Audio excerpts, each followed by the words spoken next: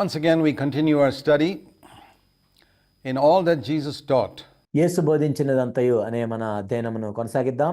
looking at the Gospel of Matthew, seeking to obey the last verse of that Gospel to teach all nations of all that Jesus commanded. మత్తయి సువార్తలోని చివరి వచనము ఏంటంటే, నేను ఆజ్ఞాపించినంతయు సమస్త దేశములకు వెళ్ళి మీరు వారు గైకొన వాళ్ళని బోధించాలి అనే దానికి మనం విధేయత చూపించడానికి ప్రయత్నం చేస్తూ ఉన్నాం. We've come to Matthew chapter 19 and verse 1. మత్తయి సువార్త 19వ అధ్యాయం 1వ వచనాన్ని మనం చూస్తున్నాం. In our last study, we were looking at the unmerciful slave who would not forgive a fellow slave when he had been forgiven so much. మనము గత అధ్యయనంలో చూసాము, తాను ఎంతగానో క్షమించబడినా కానీ తన తోడి దాసుని ఎడల కనికరం చూపని ఒక దాసుని గురించి మనం చూసాం. It's a very important principle to recognize that if you don't forgive others, God will not forgive you. ఇది ఎంతో ప్రాముఖ్యమైన నియమం మనం గమనించాలి. నీవు ఇతరులను క్షమించకుండా ఉన్నట్లయితే దేవుడు కూడా నిన్ను క్షమించడు. So shall my heavenly Father do to you, Matthew 18:35, if you don't forgive a brother from the heart. మత్తయి సువార్త 18వ అధ్యాయం 35వ వచనం, మీలో ప్రతివాడును తన సహోదరుని హృదయపూర్వకంగా క్షమింపని ఎడల నా పరలోకపు తండ్రియు ఆ ప్రకారమే మీ ఎడల చేయును.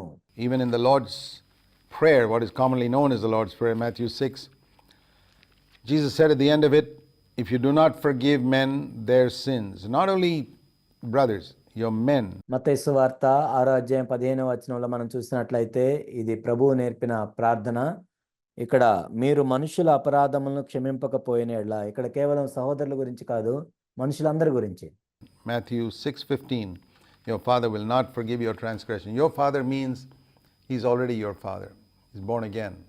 మీ తండ్రియు మీ అపరాధములను క్షమింపడు. ఇక్కడ మీ తండ్రి అని ప్రభు అంటున్నారంటే ఆయన మీ తండ్రి అయి ఉన్నాడు, మీరు తిరిగి జన్మించిన వ్యక్తులుగా ఉన్నారు. But he will not forgive your sins, even though he's your father, because you didn't forgive somebody else. ఆయన మీ తండ్రిగా ఉన్నా కూడా మీరు ఇతరుల పాపములను క్షమించలేదు కాబట్టి మీ పాపములను ఆయన క్షమించడు. Now what happens if you die in that state? ఆ స్థితిలో నీవు మరణించినట్లయితే ఏం జరుగుతుంది? Where you had become a child of God, and that sometime in your life you didn't forgive somebody, and you keep that unforgiving attitude and that bitterness, and you die in that state. నీవు దేవుని బిడ్డగా మారావు, అయితే నీ జీవితంలో ఒక సమయంలో నీవు ఇతరులను క్షమించట్లేదు, ఆ నిష్ఠూరాన్ని ఆ పగని నీ హృదయంలో పెట్టుకున్నావు, అదే స్థితిలో నువ్వు మరణించావు. Well, personally, if you ask me, I have absolutely no doubt where you'll go to hell. వ్యక్తిగతంగా నీవు నన్ను అడిగినట్లయితే నాకు కొంచెం కూడా సందేహం లేదు, నువ్వు ఎక్కడికి వెళ్తావో నాకు సందేహం లేదు, తప్పకుండా నువ్వు నరకానికే వెళ్తావు. Because there is no chance after death for God to forgive you. ఎందుకంటే ఒక వ్యక్తి మరణించిన తర్వాత ప్రభువు క్షమించడానికి అవకాశం లేదు. The only place where God can forgive somebody is here on this earth. ఒక వ్యక్తిని ప్రభువు క్షమించేది ఎప్పుడంటే ఆ వ్యక్తి భూమి మీద ఉన్నప్పుడే.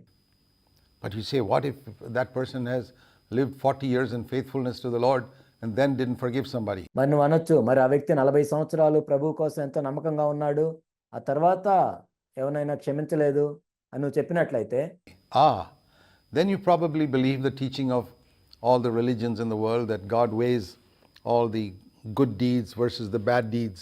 అలా అయినట్లయితే నువ్వు దేన్ని నమ్ముతున్నావు అంటే, ఈ లోకంలో ఉన్న అన్ని మతాలు చెప్పేది ఏంటంటే దేవుడు నువ్వు చేసిన మంచి కార్యాలు ఒకవైపు చెడ్డ కార్యాలు ఒకవైపు పెట్టి త్రాసులో తోస్తాడు. And says, oh well, he's done so many good things for 40 years, but he didn't forgive somebody, so we'll ignore that.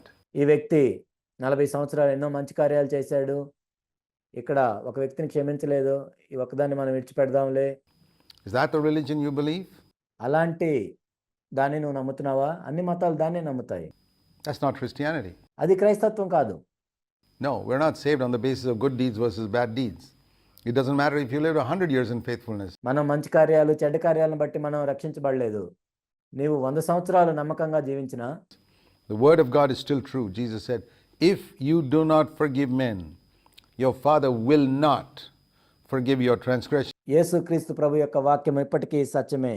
మనుషుల అపరాధములను క్షమింపకపోయిన ఎడల మీ తండ్రియు మీ అపరాధములను క్షమింపడు.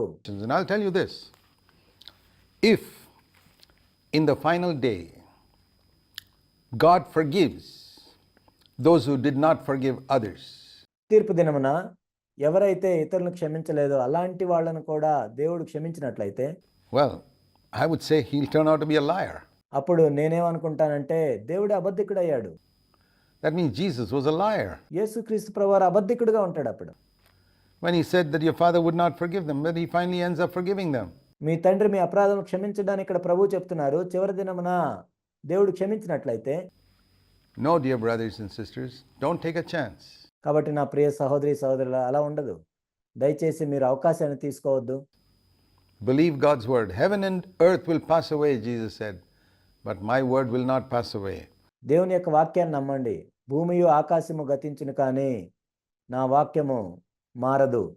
Matthew 6:15 is true. If you who have a heavenly Father, who have just prayed, Our Father who art in heaven. మత్తయి సువార్త 6:15లో ప్రభు చెప్తున్నారు. పరలోకమందున్న మా తండ్రి అని చెప్తున్న మీరు You don't forgive men, your Father will not forgive your transgressions. మీరు మనుషుల అపరాధములను క్షమింపకపోయిన యెడల మీ తండ్రియు మీ అపరాధములను క్షమింపడు. There are lots of believers who are living under the delusion that just because they ask Christ to come into their life once, they're just going to go to heaven, is guaranteed. చాలా మంది విశ్వాసులు భ్రమలో ఉంటున్నారు. ఏదో ఒకసారి ఓ యేసుక్రీస్తు ప్రభువా నా హృదయంలోకి రమ్మని వాళ్ళు అడిగారు కాబట్టి వాళ్ళు తప్పకుండా పరలోకానికి వెళ్తున్నారు అనే భ్రమలో ఉంటారు. It doesn't matter how they live, doesn't matter how many people they don't forgive. వాళ్ళు ఎలా జీవించినా పర్వాలేదు, ఎంతమందిని క్షమించకుండా ఉన్నా పర్వాలేదు. I want to tell you in Jesus' name, that is the greatest delusion that is being preached in Christendom today. యేసు నామములో నేను చెప్తున్నాను, ఈనాడు క్రైస్తవత్వంలో బోధిస్తున్న ఎంతో భ్రమతో కూడిన బోధ అది. There are more people who go to hell because of this once saved, always saved doctrine than perhaps any other doctrine under the sun. సూర్యునికి ఉన్న ఏ సిద్ధాంతం కంటే కూడా ఎక్కువగా ఒక్కసారి రక్షించబడితే ఎప్పటికీ రక్షించబడినట్లే అని చెప్పే ఈ బోధ వలన అనేక మంది నరకానికి వెళ్తూ ఉన్నారు. And they live in sin, they don't forgive others, and they think we're going to go to heaven. వాళ్ళు పాపంలో జీవిస్తుంటారు, వాళ్ళు ఇతరులను క్షమించరు, అయినా కానీ మేము పరలోకం వెళ్తున్నామని వాళ్ళు అనుకుంటారు. Where do you get that in scripture? లేఖనాల్లో ఎక్కడుంది అది? If you do not forgive men, your heavenly Father will not forgive you. మీరు మనుషుల అపరాధములను క్షమించకుండా ఉన్నట్లయితే పరలోకమందున్న మీ తండ్రి కూడా మీ అపరాధములను క్షమించడు. Please keep that in mind. మీరు జ్ఞాపకం ఉంచుకోండి. And let the word come in the day of judgment to remind you that somebody warned you about it before you got there. తీర్పు దినమందు మీరు నిలబడ్డప్పుడు మీరు అక్కడికి వెళ్ళక ముందు ఎవరో ఒకరు మిమ్మల్ని హెచ్చరించారు అని మీకు గుర్తొస్తుంది. అప్పుడు Now is the time to set matters right. సంగతులను సరిచేసుకోవటానికి అనుకూలమైన సమయం ఇదే. And forgiveness is such an easy thing. You don't even have to go to that meet that person. క్షమించటం ఎంతో సులభం. ఆ వ్యక్తి దగ్గరికి నువ్వు వెళ్ళాల్సిన అవసరం లేదు. You may never meet that person in all your life. From your heart, forgive him. That's it. ఆ వ్యక్తిని మరెన్నడూ నువ్వు కలవాల్సిన అవసరం కూడా ఉండదు. నీ హృదయంలో నుండి వెంటనే అతన్ని క్షమించవచ్చు, అంతే. It's an act of a moment. ఒక క్షణంలో చేయొచ్చు దాన్ని. You can do it on a deathbed. But don't wait till your deathbed. Do it now. నీ మరణ పడక మీద కూడా దాన్ని నువ్వు చేయొచ్చు. అయితే మరణ పడక దాకా నువ్వు వేచి ఉండొద్దు, ఇప్పుడే చెయ్యి. Matthew 19 verse 1. And it came about that when Jesus had finished these words, he departed from Galilee and came to the region of Judea, and great multitudes followed him, and he healed them there. మత్తయి సువార్త 19:1 యేసు ఈ మాటలు చెప్పి చాలించిన తర్వాత గలిలయ నుండి యొర్దానుకు అద్దరినున్న యూదయ ప్రాంతములకు వచ్చెను. బహు జన సమూహములు ఆయన వెంబడింపగా ఆయన వారిని అక్కడ స్వస్థపరిచెను. Another example of healing, as far as we know, everybody. ఇక్కడ మరొక విషయం ఏంటంటే మనకు తెలిసినంత వరకు కూడా ఆయన అందరినీ అక్కడ స్వస్థపరుస్తూ ఉన్నారు. Some Pharisees came to him, again testing him. కొంతమంది పరిసయ్యులు ఆయన దగ్గరకు శోధించాలని వచ్చారు. You can notice the number of times these Pharisees are out to catch him. ఇక్కడ మనం చూసినట్లయితే పరిసయ్యులు యేసు ప్రభువుని ఎక్కడో చోట పట్టుకోవాలని ఆయన వెంటపడుతూ ఉన్నారు. Just like I have seen in my life so many people who try to come after me in the same way. నా జీవితంలో కూడా నేను చూసిన అనేక మంది ఎక్కడో చోట నన్ను పట్టుకోవాలని నా వెంట పడుతూ ఉంటూ నేను చూశాను. Testing, provoking, trying to find out, asking questions. శోధించటం, ప్రేరేపించటం, ప్రశ్నలు అడగటం, ఎక్కడో చోట లోపం కనిపెట్టాలని చూడటం. Only exactly like the Pharisees to catch Jesus in some word. ఖచ్చితంగా పరిసయ్యుల వలె యేసు ప్రభువుని ఏదో ఒక మాట ద్వారా పట్టుకోవాలని చూసినట్లు. And then to quote that and then to tear a person's reputation. ఏదో ఒక మాటను పట్టుకొని దాన్ని తప్పుగా చిత్రీకరించి ఆ వ్యక్తి యొక్క పేరు ప్రతిష్టను దిగజార్చటం. Well, the Pharisees are around today. The generation of vipers are still alive. ఈనాడు కూడా పరిసయ్యులు మన చుట్టూ ఉన్నారు. సర్ప సంతానము బ్రతికే ఉన్నారు. And you may find them attacking you as well if you're a true servant of God. నీవు నిజమైన దైవ సేవకునిగా ఉంటే వాళ్ళు నీ మీద కూడా దాడి చేస్తూ ఉంటారు. And some of the Pharisees came testing him, saying, "Is it lawful for a man to divorce his wife for any cause at all?" పరిసయ్యులు ఆయన శోధించవలనని ఆయన యొద్దకు వచ్చి ఈ విధంగా అడుగుతున్నారు, ఏ హేతువు చేతనైను పురుషుడు తన భార్యను విడనాడుట న్యాయమా? There was a law in the Old Testament, which said it didn't command divorce. God has never commanded divorce. He hates divorce. పాత నిబంధనలో ధర్మశాస్త్రంలో ఒక చట్టం ఉంది. దేవుడు ఎవరిని కూడా విడాకులు ఏమని ఏమి ఆజ్ఞాపించలేదు. Malachi chapter 2 makes that very clear. మలాకి 2లో అది ఎంతో స్పష్టంగా వివరించబడింది. But there was a law in the Old Covenant which said that if a man divorced his wife, he should give her a certificate of divorce. It's in Deuteronomy 24. You can read in the first 4 verses there. ద్వితీయోపదేశకాండం 24వ అధ్యాయం మొదటి 4 వచనాల్లో ఒక న్యాయ విధి విధంగా ఉంటుంది. ఎవరైనా తన భార్యకు విడాకులు ఇవ్వాలంటే పరిత్యాగ పత్రికను ఇచ్చి ఆమెను విడనాడమని ఉంటుంది. But I want to show you something in this connection, the way people quote scripture, because that happens even today. అయితే ఈ సందర్భంలో మనుషులు లేఖనాలను ఏ విధంగా ఉటంకిస్తారో నేను చెప్తాను.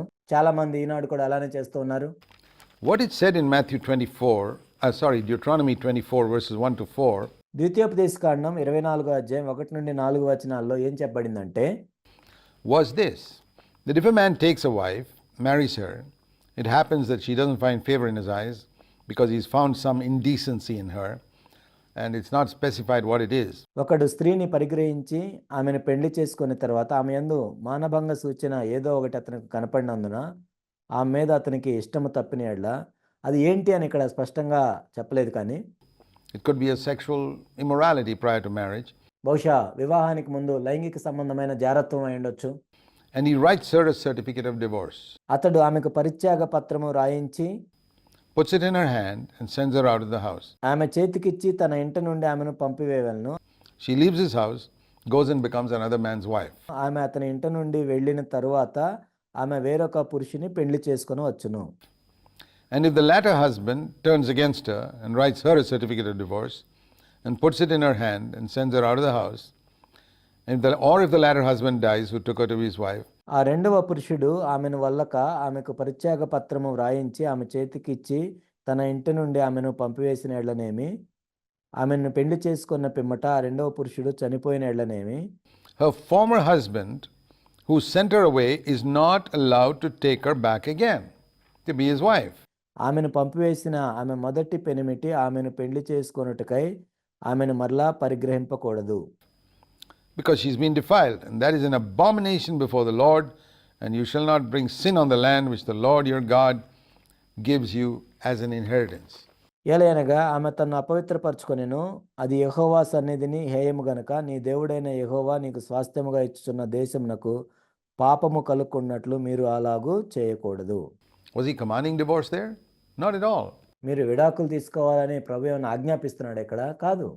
He's saying if a man does it, ఒకవేళ ఒక వ్యక్తి ఆ విధంగా చేస్తే make sure you at least give a certificate of divorce and send her away. Don't send her without it. ఆమెకు పరిత్యాగ పత్రిక ఇచ్చి పంపించాలి కానీ ఆమెకు పరిత్యాగ పత్రిక ఇవ్వకుండా పంపించకూడదు. But see how these Pharisees have taken that and twisted it. చూడండి, ఇక్కడ పరిశీలన మనం చూసినట్లయితే ఈ వాక్యాన్ని తీసుకొని వక్రీకరించి and made it as if Moses commanded. ఇక్కడ మోషే ఆజ్ఞాపించినట్లుగా చెప్తున్నారు. Verse 7. Why then did Moses command to give her a certificate of divorce and send her away? That he did. Give her a certificate of divorce, send her away. 7వ వచనము. అందుకు వారు అలాగైతే పరిత్యాగ పత్రికనిచ్చి ఆమెను విడనాడమని మోషే ఎందుకు ఆజ్ఞాపించినని వారు ఆయన్ను అడుగ్గా. But they're implying that Moses permitted that divorce. He did not. ఇక్కడ మోషేనే అనుమతించినట్లుగా వాళ్ళు చెప్తున్నారు. మోషే అనుమతించలేదు దానికి. Is it lawful for a man to divorce his wife for any cause at all? And Jesus answered very clearly in verse 4. ఏ హేతువు చేతనైనా పురుషుడు తన భార్యను విడనాడటం న్యాయమా అని ఆయన అడిగారు. అయితే 4వ వచనంలో ప్రభు ఎంతో స్పష్టంగా చెప్పారు. Haven't you read that the one who created them from the beginning made them male and female? సృజించిన వాడు ఆది నుండి వారిని పురుషునిగాను స్త్రీనిగాను సృజించెను. So the answer to all these things is, what was God's original plan right in the beginning? కాబట్టి దీనికి జవాబు ఏంటంటే ఆది నుండి కూడా దేవుని యొక్క సంపూర్ణమైన ప్రణాళిక ఏంటి దీని గురించి? When you have any doubt about some things, go back to God's original plan. దేని విషయమైనా మనకేమైనా సందేహం ఉన్నట్లయితే దేవుని యొక్క అసలైన ప్రణాళిక దగ్గరికి మనం వెళ్ళాలి. What was God's original plan for Adam? ఆదాము విషయంలో దేవుని యొక్క ఒరిజినల్ ప్రణాళిక ఏంటి? In many, many areas, that gives us the answer. We don't have time to look into all those areas, but here is one. అనేక విషయాల్లో దానికి జవాబు మనకు అక్కడ లభిస్తుంది. అన్ని విషయాలు చూడటానికి మనకు సమయం లేదు, కానీ దీని విషయం ఇప్పుడు చూద్దాం. What was God's original plan for man? మానవుని ఎడల దేవుని యొక్క అసలైన ప్రణాళిక ఏంటి? Did God make a number of women? ఆదాము గురించి దేవుడు అనేక మంది స్త్రీలను సృష్టించాడా? So that if Adam got fed up with Eve, he could chuck her and marry some others? ఒకవేళ హవ్వతో విసుగు చెందినట్లయితే వేరే వాళ్ళ దగ్గరికి వెళ్ళాలి అని అలా ఏమైనా సృష్టించాడా దేవుడు? And if he was unhappy with one of them, he could marry another? No. ఒక స్త్రీతో సంతోషంగా లేకపోతే ఇంకో స్త్రీని చేసుకోమని అలా ఏమైనా సృష్టించాడు దేవుడు? లేదు. That is not what God planned for man in the beginning. God made one man and one woman. And that's what the Lord is saying. ఆరంభంలో దేవుని యొక్క ప్రణాళిక అలా లేదు. ఒక్క పురుషుడిని ఒక్క స్త్రీని దేవుడు సృష్టించాడు. అదే ఇక్కడ ప్రభు చెప్తున్నాడు. From the beginning, the way God made it was this. And there's no question of being unhappy with the one God gave you. ఆది నుండి కూడా దేవుని యొక్క ప్రణాళిక ఇదే. దేవుడు ఎవరినైతే నీకు ఇచ్చాడో వాళ్ళ పట్ల దుఃఖపడుతూ ఉండకూడదు. God gave one woman to Adam and said, "This is your wife." That's it. దేవుడు ఆదాముకు ఒక స్త్రీని ఇచ్చి ఏమే నీ భార్య అని చెప్పాడు, అంతే. She may have weaknesses. Well, you have weaknesses too. తనకు బలహీనతలు ఉండొచ్చు, నీకు కూడా ఉన్నాయి బలహీనతలు. That's what the Lord would say to anybody today. ఈనాడు కూడా దేవుడు ఎవరితోనైనా ఇదే చెప్తాడు. And therefore, since God did that, he also says there in the beginning, in Genesis chapter 2, దేవుడు ఆది యందు చెప్పిన దాన్ని ఆదికాండం 2వ అధ్యాయంలో ఇక్కడ యేసుక్రీస్తు ప్రభువారు మత్తయి 19:5లో చెప్తున్నారు. Jesus quotes that in Matthew 19:5. For this cause a man shall leave his father and mother and cleave to his wife, and the two shall be one flesh. ఇందు నిమిత్తము పురుషుడు తల్లిదండ్రులను విడిచి తన భార్యను హత్తుకొనును, వారిద్దరూ ఏక శరీరముగా ఉందురని చెప్పెను. They're only two. There's no question of them separating, since they are no longer two but one. వాళ్ళిద్దరూ ఇద్దరుగా లేకుండా ఒక్కరిగా ఉన్నారు కాబట్టి ఎవరు వేరు చేయలేరు. See what Jesus says. They are no longer two but one. వాళ్ళిద్దరూ ఇద్దరుగా లేరు కానీ ఒక్కరిగా ఉన్నారు అని ప్రభు చెప్తున్నారు. Before they got married, they were two individuals. Once they became one flesh in marriage, they have become one. They are no longer two. వివాహం కాకమునుపు వేర్వేరు వ్యక్తులుగా వాళ్ళు ఇద్దరుగా ఉన్నారు, కానీ ఎప్పుడైతే వివాహం జరిగిందో ఏక శరీరముగా వాళ్ళు ఒక్కటయ్యారు. వాళ్ళు ఇద్దరుగా లేరు. And therefore, if God has joined them together, let not man separate them. కాబట్టి వారు ఎకనో ఇద్దరు కాక ఏక శరీరముగా ఉన్నారు గనుక దేవుడు జతపరిచిన వారిని మనుషుడు వేరుపరచకూడదు. Nobody should separate those whom God has joined together. దేవుడు జతపరిచిన వారిని ఎవరు కూడా వేరుపరచకూడదు. Any man who comes between a husband and wife is an agent of Satan. భార్యకి భర్తకి మధ్యలో ఎవరొచ్చినా కానీ వాళ్ళు సాతాను యొక్క దూతలే. I have no hesitation in saying that. నేను ఎటువంటి మొహమాటం లేకుండా చెప్తున్నాను. Anyone, if a father-in-law or a mother-in-law comes between a husband and wife, they are agents of Satan. ఎవరైనా కానీ భార్య భర్తకు మధ్యలో వచ్చినట్లయితే మామైనా అత్తైనా ఎవరైనా వాళ్ళు సాతాను యొక్క దూతలే. If a father or mother comes between husband and wife, they are agents of Satan. భార్యకు భర్తకు మధ్యలో తల్లి వచ్చినా తండ్రి వచ్చినా వాళ్ళు సాతాను యొక్క దూతలే. If a brother or neighbor or anybody comes between a husband and wife, a pastor comes between a husband and wife, he's an agent of Satan. భార్యకు భర్తకు మధ్యలో ఒక సహోదరుడు వచ్చినా, ఒక పొరుగువాడు వచ్చినా, ఒక పాస్టర్ వచ్చినా వాళ్ళు సాతాను యొక్క దూతలే. The job of every true servant of God is to bring husband and wife closer to each other, not come between them. ఒక నిజమైన దైవ సేవకుని యొక్క పని ఏంటంటే భార్య భర్త దగ్గర అయ్యేటట్లు చేయాలి, కానీ వాళ్ళ మధ్యలోకి రావటం కాదు. You may be permitted to come between a man and his son. బహుశా ఒక తండ్రికి కుమారుడికి మధ్యలో నువ్వు రావచ్చేమో. If the man is rebellious to God and the son wants to be faithful, but never between a man and his wife. తండ్రి దేవుని దృష్టికి తిరుగుబాటు చేస్తూ కుమారుడు దేవునికి నమ్మకంగా ఉన్నట్లయితే బహుశా వాళ్ళ మధ్యలోకి నువ్వు వెళ్ళొచ్చేమో, కానీ భార్యాభర్తకి మధ్యలోకి వెళ్ళకూడదు. They must remain. You must teach the wife. Supposing your husband is an idolater and the wife is a true believer. What shall you say? Separate from him? Certainly not. ఒకవేళ భర్త విగ్రహారాధికుడై ఉండి భార్య విశ్వాసిగా ఉన్నట్లయితే మనం ఏం చెప్పాలి? వాళ్ళు వేరుపడాలని చెప్పాలా? లేదు, ఖచ్చితంగా అలా చెప్పకూడదు. You don't have to bow down to idols like he does, because there's an authority above him, which is God. But you got to submit to him as your husband. That's what I would tell every wife. అతడు చేసినట్లుగా నువ్వు విగ్రహారాధన చేయాల్సిన అవసరం లేదు, ఎందుకంటే అతనికి పైన అధికారం ఉంది, అదే దేవుడు. కానీ నీ భర్తకు నువ్వు లోబడి ఉండొచ్చు. ప్రతి భార్యకి నేను చెప్పేది అదే. And so Jesus said, what God has joined together, wherever they were married, they may have been married in a temple or a mosque or a court. కాబట్టి దేవుడు జతపరిచిన వారిని వాళ్ళు ఎక్కడైనా పెళ్లి చేసుకుని ఉండొచ్చు. వాళ్ళు ఒక గుళ్ళో పెళ్లి చేసుకుని ఉండొచ్చు, లేకపోతే మసీదులో చేసుకొని ఉండొచ్చు, లేకపోతే కోర్టులో పెళ్లి చేసుకుని ఉండొచ్చు. Anywhere, wherever they were married legally, they are joined by God. చట్టబద్ధంగా వాళ్ళు ఎక్కడ పెళ్లి చేసుకున్నా కానీ వారు దేవుడి చేత జతపరచబడ్డారు. It's not only Christian marriages that are accepted by God. Every marriage is accepted by God.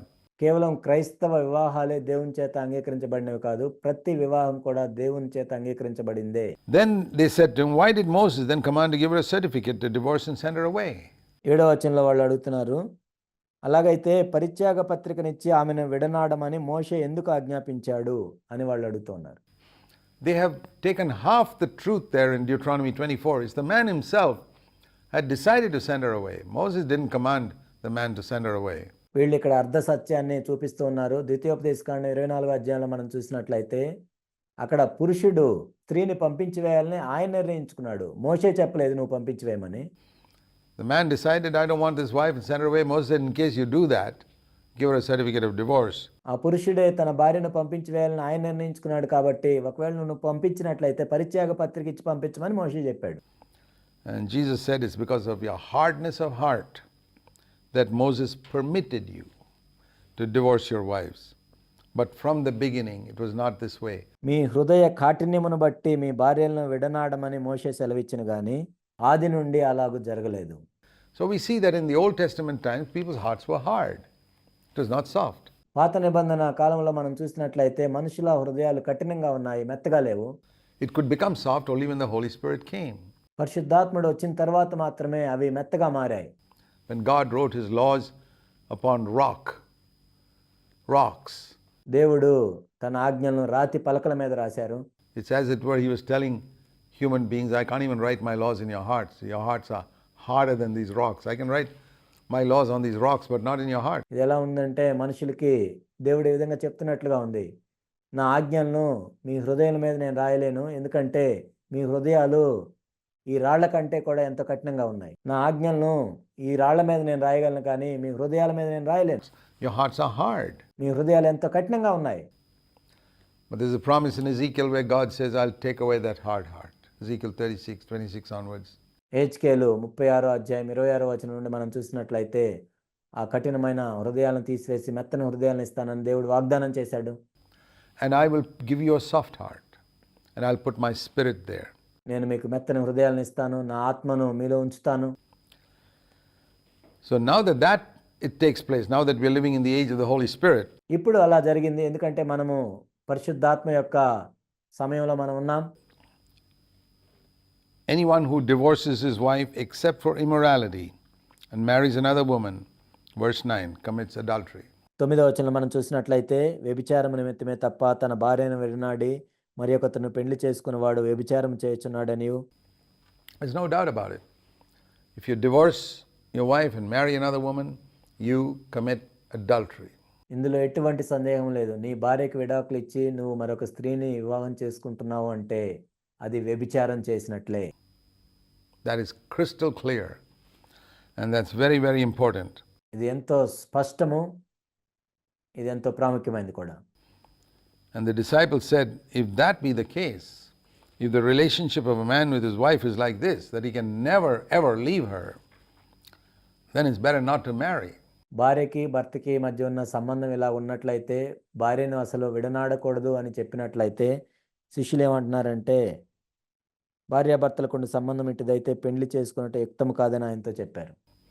Because they must have seen so many unhappy marriages, and they said, boy, it's pretty tough to get married if you can never get rid of her. బహుశా వాళ్ళు సంతోషంగా లేని ఎన్నో వివాహాలను చూస్తుంటారు. అయ్యో ఆమెను విడిచిపెట్టకూడదు అనుకుంటే ఇది చాలా కష్టం అని వాళ్ళు అనుకున్నారు. He said, that's it.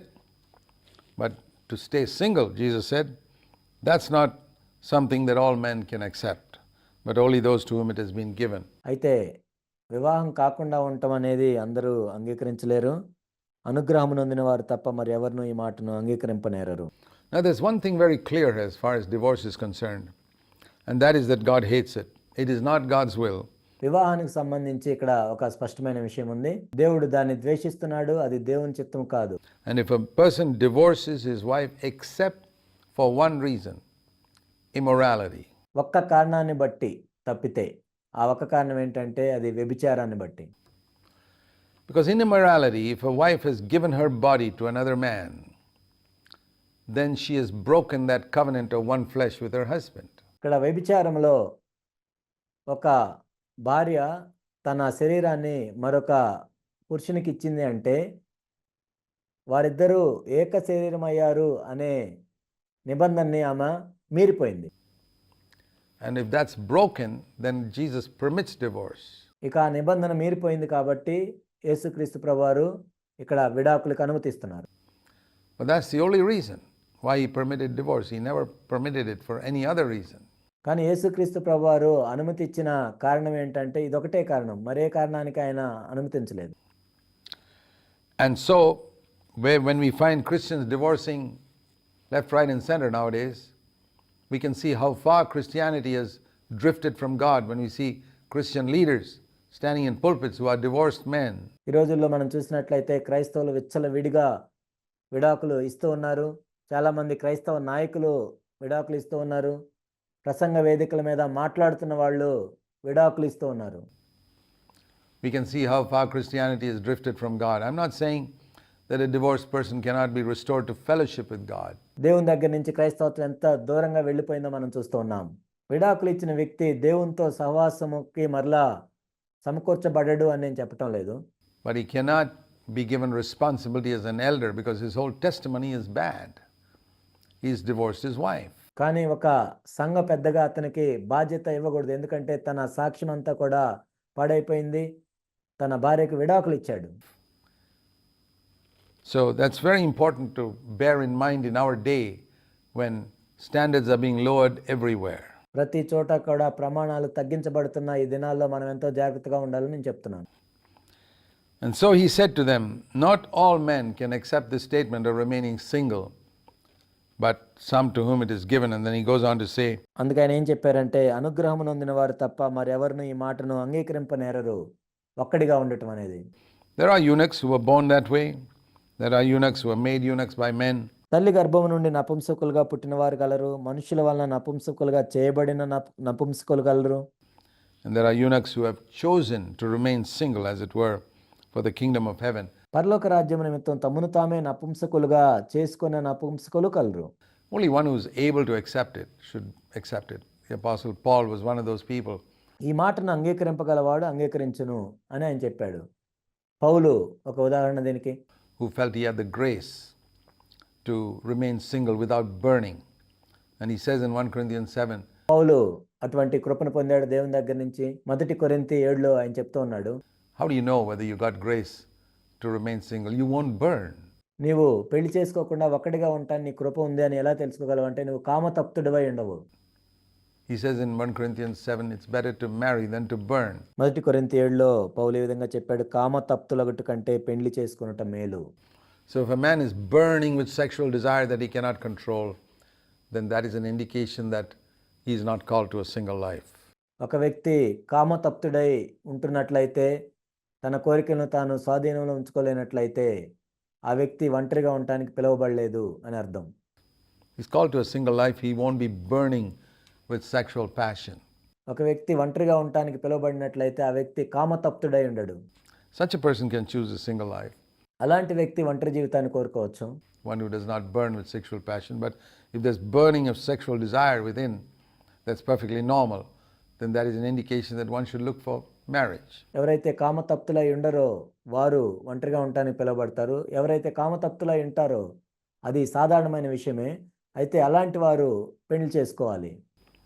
Jesus is very practical. యేసుక్రీస్తు ప్రభువారు ఎంతో ఆచరణాత్మకంగా ఉన్నారు ఇక్కడ. And then he speaks about children. He sees children. Then some children were brought to him so that he might lay hands on them and pray. ఆ తర్వాత ఆయన వారి మీద చేతులుంచి ప్రార్థన చేయవాలని కొందరు చిన్న పిల్లలను ఆయన యొద్దకు తీసుకొని వచ్చారు. And the disciples rebuked them. ఆయన శిష్యులు తీసుకొచ్చిన వారిని గద్దించారు. See, the disciples had seen the Pharisees who were always driving children away and say, we don't have time for little children. శిష్యులు ఎప్పుడు కూడా పరిసయ్యులను చూసినప్పుడు పరిసయ్యులు ఎప్పుడు కూడా పిల్లల్ని దూరంగా ఉంచేవాళ్ళు. ఈ పిల్లల కోసం మా దగ్గర సమయం లేదు. We are serious people who are over 60. We can sit and talk to them, or 40 or 50, but these little children drive them away. 60 సంవత్సరాల వయసున్న వాళ్ళతో మేము మాట్లాడతాం, 40 సంవత్సరాల 50 సంవత్సరాల వయసున్న వాళ్ళతో మాట్లాడతాం, కానీ చిన్న పిల్లలతో మాట్లాడటానికి మాకు సమయం లేదు, పంపించేయండి. They didn't even have time for young people, perhaps. యవనస్తులతో మాట్లాడటానికి కూడా బహుశా వాళ్ళ దగ్గర సమయం లేదేమో. And all these old men would huddle together and talk. And the disciples had seen that great rabbis and all don't talk to children. వాళ్ళు ఎప్పుడు కూడా ఈ వృద్ధులతో పెద్దవాళ్ళతో మాట్లాడుతూ ఉండేవాళ్ళు. బహుశా ఈ రబ్బీలు వీళ్ళందరూ ఆ విధంగా మాట్లాడటం శిష్యులు చూస్తుంటారు. And so when the children were brought to Jesus, their disciples drove them away. చిన్న పిల్లల్ని ప్రభు దగ్గరికి తీసుకొచ్చినప్పుడు శిష్యులు పంపించేశారు. Say, get away from here. Don't you realize he's a rabbi? And Jesus said, don't do that. లేదు, ఇక్కడ బోధకుడు ఉన్నాడు, మీరు పంపించేయండి చిన్నపిల్లలని వాళ్ళు అంటున్నారు. అప్పుడు ప్రభు ఏం చెప్పారంటే అలా చేయొద్దు. Let the little children come. Don't hinder them. Let them come to me. For the kingdom of heaven belongs to such as these. చిన్న పిల్లలను ఆటంకపరచక వారిని నా యొద్దకు రానియుడి, పరలోక రాజ్యము ఇలాంటి వారిదే. And he called these children. ఆ చిన్న పిల్లల్ని ఆయన దగ్గరికి తీసుకున్నాడు.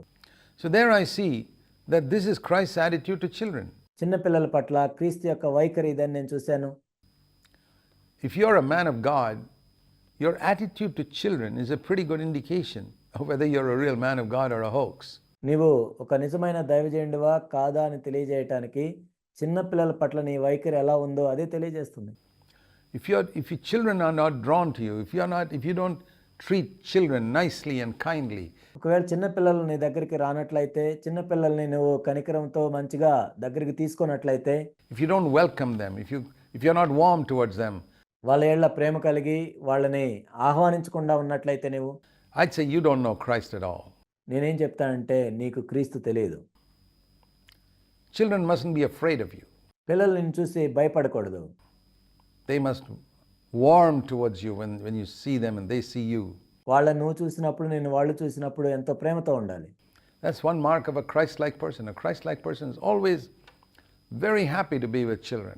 క్రీస్తును పోలిన ఒక మనిషి యొక్క గుర్తు పిల్లల మధ్య ఉండటానికి ఎప్పుడు సంతోషిస్తాడు ఆ వ్యక్తి. Not just with older people. కేవలం పెద్దవాళ్ళతోనే ఉండటం కాదు. And that's one way by which you can make out a fake man of God from a real one. Not the only one, but it's one of the ways.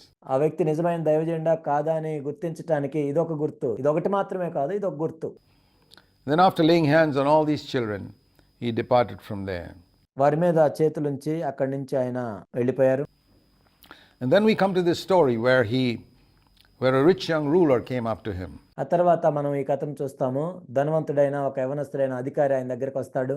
And it's a very interesting story because he's a very, very unusual person. ఇది ఎంతో ఆసక్తికరమైన కథగా ఉంది, ఎందుకంటే ఈ వ్యక్తి ఎంతో అసాధారణమైన వ్యక్తిగా ఉన్నాడు.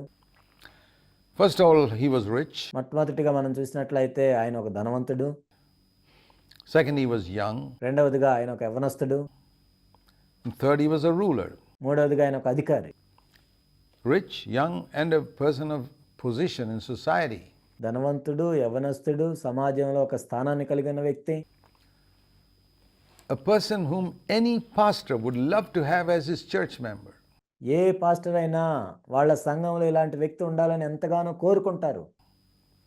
Rich, young, and a person with an eminent position in society, a ruler. ధనవంతుడు, యవనస్తుడు, సమాజంలో ఎంతో గొప్ప పదవిలో ఉన్న వ్యక్తి. He came to Jesus and, teacher, what good thing shall I do that I may obtain eternal life? ఆయన యొద్దకు వచ్చి, బోధకుడా, నిత్య జీవం పొందుటకు నేను ఏ మంచి కార్యము చేయాలని ఆయన అడిగాను. What is the one thing I can do to get eternal life? నేను నిత్య జీవం పొందాలంటే ఏ మంచి పని చేయాలి? And Jesus said to him, "Why are you asking me about what is good? There is only one who is good, and that's God." అందుకు ఆయన, మంచి కార్యమును గురించి నన్నెందుకు అడుగుచున్నావు? మంచివాడు ఒక్కడే, ఆయనే దేవుడు. But if you wish to enter into life, keep the commandments. నీవు జీవములో ప్రవేశింపగోని యెడల ఆజ్ఞలను గైకొనమని చెప్పెను. Now, Jesus was not saying thereby that I am not God. There could be a number of interpretations to that. దీన్ని బట్టి ఇక్కడ యేసు ప్రభు నేను దేవుని కాదు అని చెప్పట్లేదు. దీనికి అనేక రకాల వ్యాఖ్యానాలు ఉండొచ్చు. Why do you call me good? Do you believe that I'm God? There's only one who's good, really, and that's God. Do you believe that? నన్ను మంచివాడు అని ఎందుకు పిలుస్తున్నావు? మంచివాడు ఒక్కడే, ఆయనే దేవుడు. నన్ను దేవుడని నువ్వు నమ్ముతున్నావా? It could be the reason why he mentioned it like that, but it's not mentioned here, and we don't want to speculate. బహుశా యేసుక్రీస్తు ప్రభు అందుకు ప్రస్తావించుండొచ్చు, కానీ ఇక్కడ ఏమీ రాయబడలేదు కాబట్టి మనం ఊహించాల్సిన అవసరం లేదు. But he did tell him, if you want eternal life, keep the commandments. కానీ ప్రభు ఏం చెప్పారంటే, నీవు జీవములో ప్రవేశింపగోరిన యెడల ఆజ్ఞలను గైకొను. They were under the law. There was no other message you could preach those days. It's not the message we preach today. వాళ్ళు ధర్మశాస్త్రం కింద ఉన్నారు కాబట్టి వాళ్ళకి వేరొక సందేశం ఏమీ చెప్పలేరు, కానీ ఈరోజు మనం మాట్లాడుకుంటున్నట్లుగా. And then he said to him, "Which ones?" ఏ ఆజ్ఞలు అని ఆయన అడిగాడు. And Jesus said, "You shall not commit murder, you shall not commit adultery, you shall not steal, you shall not bear false witness, honor your father and mother," or in other words, love your neighbor as yourself. యేసు, నరహత్య చేయవద్దు, వ్యభిచరించవద్దు, దొంగిలవద్దు, అబద్ధ సాక్ష్యం పలకవద్దు, తల్లిదండ్రులను సన్మానింపుము, నిన్ను వలె నీ పొరుగువాన్ని ప్రేమింపవలెను. 5 commandments he mentioned here. Now remember, there are 10 commandments altogether. యేసుక్రీస్తు ప్రభువారు 5 ఆజ్ఞలు ఇక్కడ ప్రస్తావించారు, కానీ మొత్తం 10 ఆజ్ఞలు ఉన్నాయి. The first 4 commandments was probably written on one tablet of stone related to man's relationship with God. మొదటి 4 ఆజ్ఞలు బహుశా మొదటి రాతి పలక మీద రాసి ఉంటారు. అవేంటంటే మానవునికి దేవునితో ఉన్న సంబంధం. And the other 6 related to man's relationship with his fellow man. మిగిలిన 6 ఆజ్ఞలు కూడా మానవునికి తన తోటి మానవునితో కలిగిన సంబంధాల గురించి రాయబడింది. You know, the 2 big commandments are love God with all your heart and love your neighbor as yourself. ఆజ్ఞలను 2గా మనం చూసినట్లయితే, నీ పూర్ణ హృదయంతో దేవుణ్ణి ప్రేమించాలి, నిన్ను వలె నీ పొరుగువాన్ని ప్రేమించాలి. So the first 4 related to that first great commandment, and the remaining 6 related to loving your neighbor as yourself. మొదటి గొప్ప ఆజ్ఞ ఏంటంటే నీవు దేవుణ్ణి ప్రేమించాలనేది. మిగిలిన గొప్ప ఆజ్ఞ ఏంటంటే నిన్ను వలె నీ పొరుగువాడిని ప్రేమించాలి. 6 ఆజ్ఞలు కూడా దాని కింద వస్తాయి. ఈ 4 ఆజ్ఞలు దీని కింద వస్తాయి. The first 4, hardly anybody in Israel was ever guilty of disobeying them. మొదటి 4 ఆజ్ఞలు మనం చూసినట్లయితే ఇశ్రాయేల్లో అందరూ కూడా దాన్ని పాటిస్తూ ఉంటారు. ఎవరు కూడా దానికి అవిధేయత చూపించరు. Those who accepted Jehovah holy is the true God, don't take the Lord's name in vain. అదేంటంటే నేను తప్ప వేరొక దేవుడు నీకు ఉండకూడదు అని యెహోవా దేవుడిని అంగీకరించిన వాళ్ళు, తర్వాత యెహోవా నామంను వ్యర్థంగా ఉచ్చరించకూడదు, Don't worship idols, and honor your father and mother. Generally speaking, most people obeyed it. విగ్రహారాధన చేయకూడదు, నీ తల్లిదండ్రులను సన్మానించాలి. ఇవన్నీ చూసినట్లయితే సాధారణంగా అందరూ వాటికి విధేయత చూపిస్తుంటారు. So the Lord doesn't even ask him about those not honor your father and mother, but keep the Sabbath. తల్లిదండ్రులు సన్మానించమనేది కాదు, కానీ విశ్రాంతి దినాన్ని పాటించాలి. So the first one was to have no other gods but him. మొట్టమొదటిది ఏంటంటే నేను తప్ప వేరొక దేవుడిని ఉండకూడదు. Don't worship idols, don't take the Lord's name in vain. విగ్రహారాధన చేయకూడదు, యెహోవా నామమును వ్యర్థంగా ఉచ్చరించకూడదు, and keep the Sabbath. విశ్రాంతి దినాన్ని పాటించాలి. Now these 4 commandments everybody kept in Israel. ఇశ్రాయేల్లో ఈ 4 ఆజ్ఞలు కూడా అందరూ పాటిస్తుంటారు. So there was no need to even ask anyone in Israel to keep them. That was understood, people kept it, there was no problem. వీటిని పాటించమని ఇశ్రాయేల్లో ఎవరిని అడగాల్సిన అవసరం కూడా లేదు, ఎందుకంటే వాళ్ళకి అర్థమవుతుంది, వాళ్ళు పాటిస్తుంటారు, అందులో సమస్య ఏం లేదు. So that's why Jesus deals only with the second tablet. అందుకే యేసుక్రీస్తు ప్రభువారు 2వ రాతి పలక మీద రాసిన దాని గురించి మాట్లాడుతున్నారు. The 6 commandments given to man. మానవునికి సంబంధించి ఇచ్చిన 6 ఆజ్ఞలు. You shall not commit murder, you shall not commit adultery. Verse 18, you shall not steal, you shall not bear false witness. నరహత్య చేయవద్దు, వ్యభిచరించవద్దు, దొంగిలవద్దు, అబద్ధ సాక్ష్యం పలకవద్దు, నీ తల్లిదండ్రులను సన్మానించాలి. There's one more commandment. You notice the one that was left out? అయితే ఇక్కడ ఒక ఆజ్ఞ చెప్పబడలేదు. అదేంటో మీరు గమనించారా? You shall not desire your neighbor's wife. నీ పొరుగువాని భార్యను ఆశించకూడదు. You shall not desire anything that belongs to your neighbor. నీ పొరుగువానికి సంబంధించిన దాన్ని నువ్వు ఆశించకూడదు. Jesus knew that there's not a single human being who could ever keep that commandment. యేసుక్రీస్తు ప్రభువారికి తెలుసు ఏ ఒక్క మానవుడు కూడా ఈ ఆజ్ఞను పాటించలేడు అని. Because this is speaking about inner lust. ఎందుకంటే ఇవి లోపల ఉన్న దురాశల గురించి చెప్పబడింది. Desiring something, lusting after. Lust is just another word for strong desire. వేరే దాని పట్ల ఆశ కలిగి ఉండటం, వేరే వాళ్ళ దాన్ని ఆశించటం. ఇక్కడ ఆశించటం అంటే తీవ్రమైన కోరికను కలిగి ఉండటం. So the 9 commandments were all external. But the 10th commandment was the one commandment which referred to an inner life. 9 ఆజ్ఞలు కూడా బాహ్య సంబంధమైనవి. కానీ 10వ ఆజ్ఞను మనం చూసినట్లయితే అది అంతరంగ జీవితానికి సంబంధించింది. And the Lord kept it there to test people, to see how many people would honestly acknowledge they couldn't keep the 10th commandment. ప్రభువు దాన్ని ఎందుకు పెట్టాడంటే చూద్దాము ఎంతమంది యథార్థంగా దీన్ని మేము పాటించలేమని చెప్తారో అని చూడటానికి దాన్ని పెట్టారు. Nobody in the world could keep the 10th commandment. They could only keep the first 9. ఈ లోకంలో ఎవరు కూడా 10వ ఆజ్ఞను పాటించలేరు. వాళ్ళు కేవలం 9 ఆజ్ఞలను పాటించగలరు. And so Jesus mentions only those 5 commandments related to man and leaves out the 6th one. కాబట్టి మానవునికి సంబంధించిన 6 ఆజ్ఞల్లో ప్రభు ఇక్కడ 5 మాత్రమే ప్రస్తావించి 6వ దాన్ని విడిచిపెట్టారు. About desiring your neighbor's wife or your neighbor's daughter or anybody. నీ పొరుగువాని భార్యను ఆశించకూడదు, లేకపోతే పొరుగువాని కూతురుని ఆశించకూడదు, పొరుగువాని ఏది ఆశించకూడదు అని. And the young man says, all these I have kept. Here was an amazing young man who had kept all the commandments faithfully. అందుకే యవనస్తుడు ఏం చెప్పాడంటే ఇవన్నీ అనుసరించుతూనే ఉన్నాను. ఇక్కడ ఎంత అద్భుతమైన యవనస్తుడు ఉన్నాడు. ఆజ్ఞలన్నిటిని పాటిస్తూ వచ్చాడు. ఎంత నమ్మకంగా పాటిస్తూ వచ్చాడు. And Jesus said there's one more thing. You have a tremendous love for money. In your case it's so serious that the only way to get rid of it is by giving it all away.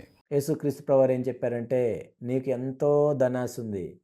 నీ విషయంలో దానికి పరిష్కారం ఏంటంటే ఆ ధనాన్ని మొత్తం విడిచిపెట్టాలి. Now that's not the case with everybody. అందరి విషయంలో ఇలానే ఉండకపోవచ్చు. There's a little bit of love of money in everybody, but in some cases the situation may not be so bad, the cancer may not have spread so much. అందరికీ కూడా ఎంతో కొంత ధనాశ ఉంటుంది. కానీ అందరికీ కూడా పరిస్థితి అంతా దౌర్భాగ్యమైన స్థితిలో ఉండకపోవచ్చు. క్యాన్సర్ అనేది అంత ఎక్కువగా వ్యాపించి ఉండకపోవచ్చు.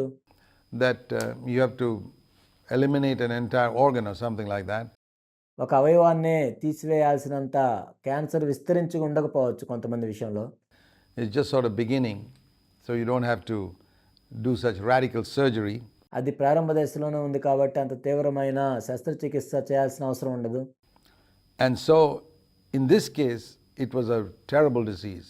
కానీ ఇతని విషయంలో మనం చూసినట్లయితే ఇది ఎంతో తీవ్రమైన ఘోరమైన వ్యాధిలాగా ఉంది. The whole thing had to be given up.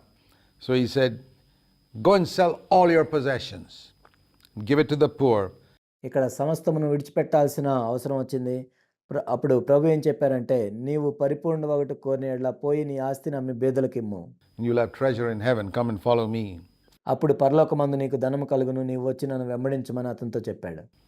But when the young man heard this, he went away grieved, for he was a man who owned much property. అయితే ఆ యవ్వనుడు మిగులు ఆస్తి గలవాడు గనుక ఆ మాట విని వ్యసనపడుచు వెళ్ళిపోయాను. And he said, well, if that's the price for eternal life, then forget it. I'm not interested in eternal life. I'm interested in this life. I want to have a good time here on this earth. ఒకవేళ నిత్యజీవం పొందటానికి అదే షరతు అయితే నాకు అది అవసరం లేదు. నేను ఈ భూమి మీదే నేను సంతోషంగా ఉంటానని అనుకున్నాడు. See, that was the test. ఇది ఒక పరీక్ష. Do you want this life, a good time on this life, or eternal life? నువ్వు ఈ జీవితంలో ఏదో మంచిగా ఉండాలనుకుంటున్నావా లేక నీకు నిత్యజీవం కావాలా? He said, I want a good life here on this earth. I don't want to give up everything I have.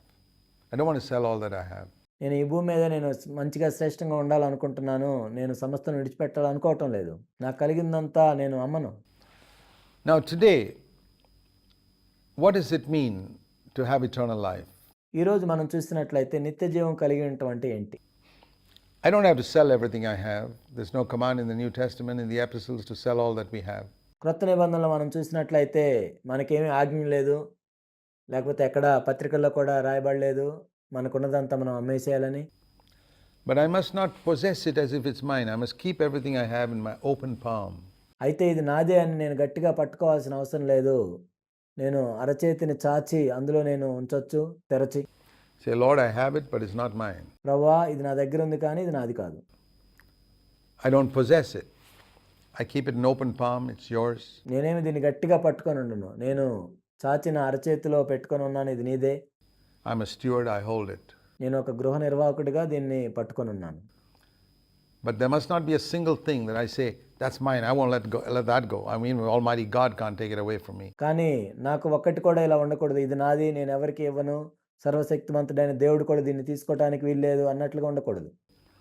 Then I can't be a disciple of Jesus. ఆ విధంగా నేను ఉన్నట్లయితే నేను యేసు ప్రభువుకి శిష్యుడిగా ఉండలేను. I have to forsake all that I have, all that I possess. Not all that I have, but all that I possess in order to be a disciple. నేను శిష్యునిగా ఉండాలి అంటే నేను గట్టిగా పట్టుకున్న ప్రతి దాన్ని విడిచిపెట్టాలి. నేను కలిగి ఉన్నదంతా కాదు, నేను గట్టిగా పట్టుకున్నదంతా విడిచిపెట్టాలి. I can have them, but not possess them. నేను వాటిని కలిగి ఉండొచ్చు కానీ గట్టిగా పట్టుకొని ఉండకూడదు. And when the man went away, Jesus didn't go after him. ఆ వ్యక్తి వెళ్ళిపోయిన తర్వాత యేసు ప్రభు ఆయన వెంటే వెళ్ళలేదు. Jesus didn't say, okay, once you come back, we'll talk about it. Maybe 10% now, another 10% next year, in a few years you can give up everything. No. యేసు ప్రభు అలా చెప్పలేదు. వెళ్ళి సరే మనం మాట్లాడుకుందాం రా, బహుశా నువ్వు మొత్తం ఇవ్వలేకపోతే ఇప్పుడు ఒక 10% విడిచిపెట్టు, తర్వాత ఇంకో 10% వచ్చే సంవత్సరం, ఆ తర్వాత కొద్ది కొద్దిగా విడిచిపెట్టు అని చెప్పలేదు. It was radical discipleship. ఇదెంతో తీవ్రమైన శిష్యత్వం. In your case, this sickness is so bad that you got to be freed from it right now. నీ విషయంలో ఆ వ్యాధి ఎంతో ఘోరంగా ఉంది కాబట్టి ఇప్పుడే నువ్వు విడుదల పొందాలి. And so he says, give it all up. And he never went after him. ప్రభు ఏం చెప్పాడంటే నువ్వు సమస్తం విడిచిపెట్టమన్నాడు. అయితే ఆ వ్యక్తి వెళ్ళిపోయిన తర్వాత ప్రభు ఏమీ అతను వెంటపడలేదు. One of the things we see about Jesus, all that Jesus taught, he taught by his actions. యేసు ప్రభువులో మనం చూసేది ఏంటంటే ఇక్కడ యేసు బోధించిందంతా మనం చూస్తున్నాం ఆయన చేసిన క్రియల ద్వారా. We don't go after people who are not willing to pay the price for discipleship. శిష్యత్వం కోసం వెల చెల్లించడానికి ఎవరైతే ఇష్టపడరో వాళ్ళ వెంట మనం వెళ్ళం. We don't go begging and pleading with them and say, okay, we'll lower the standard slightly for your sake. Nothing of the sort. మనం వాళ్ళ దగ్గరికి వెళ్ళి ఈ విధంగా అడుక్కోము, నీ గురించి మేము ప్రమాణాలు తగ్గిస్తాము నువ్వు రా అని, అలాంటిదేం ఉండదు. If you don't want to be a radical disciple, forget it. నీవు తీవ్రంగా శిష్యునిగా ఉండదలుచుకున్నట్లయితే నువ్వు మర్చిపో. And Jesus made the conditions of discipleship plain right at the outset. శిష్యత్వానికి కావాల్సిన షరతుల్ని యేసుక్రీస్తు ప్రభువారు ప్రారంభంలోనే ఎంతో స్పష్టంగా వివరించారు. He didn't wait till the end to slowly indicate what the cost of discipleship was. శిష్యత్వానికి చెల్లించాల్సిన వెల గురించి చెప్పటానికి ఆయన చివరి దాకా ఏం వేచి ఉండలేదు. And then Jesus said to his disciples, it's so hard for a rich man to enter the kingdom of heaven. అప్పుడు యేసు తన శిష్యులను చూచి ధనవంతుడు పరలోక రాజ్యంలో ప్రవేశించుట దుర్లభమని మీతో నిశ్చయముగా చెప్పుచున్నాను. It's easier for a camel to go through the eye of a needle than for a rich man to enter the kingdom of God. ధనవంతుడు పరలోక రాజ్యంలో ప్రవేశించుట కంటే సూది బెజ్జంలో ఒంటె దూరుట సులభమని మీతో చెప్పుచున్నాను. That means rich in wealth, rich in intellect, rich in anything. ఇక్కడ ధనవంతుడు అంటే సంపదలో ధనవంతుడిగా ఉండొచ్చు, తెలివితేటలో ధనవంతుడిగా ఉండొచ్చు, ఏ విషయంలో అయినా ధనవంతుడిగా ఉండొచ్చు. If I do not know what it is to say, Lord, I don't have an interest in any of these things. I want you more than everything else. ఓ ప్రభా, వీటన్నిటిలో నాకు ఎటువంటి ఆసక్తి లేదు, మీకంటే నాకు ఇవి అవసరం లేదు అని నువ్వు చెప్పనట్లయితే నువ్వు శిష్యునిగా ఉండలేవు. It's very difficult to enter God's kingdom. The disciples said, in that case, who can be saved? And Jesus said, it's true. With men, this is impossible. అప్పుడు శిష్యులు ఈ మాట విని మిక్కిలి ఆశ్చర్యపడి, అలాగైతే ఎవడు రక్షణ పొందగలడని అడగ్గా యేసు వారిని చూచి, ఇది మనుషులకు అసాధ్యమే. But only possible with God. God can save anyone. కానీ దేవునికి సమస్తము సాధ్యమే. దేవుడు ఎవరినైనా రక్షించగలడు.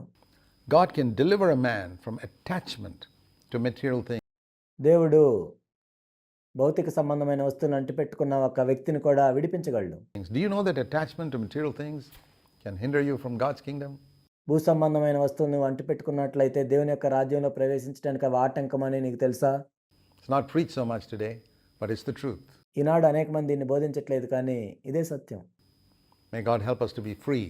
With God, all things are possible. కానీ వాటన్నిటి నుండి విడిపించటానికి దేవుడు మనకు సహాయం చేయనుగాక. దేవునికి సమస్తము సాధ్యమే. We'll continue in our next episode. వచ్చే ఎపిసోడ్లో దీన్ని మనం కొనసాగిద్దాం.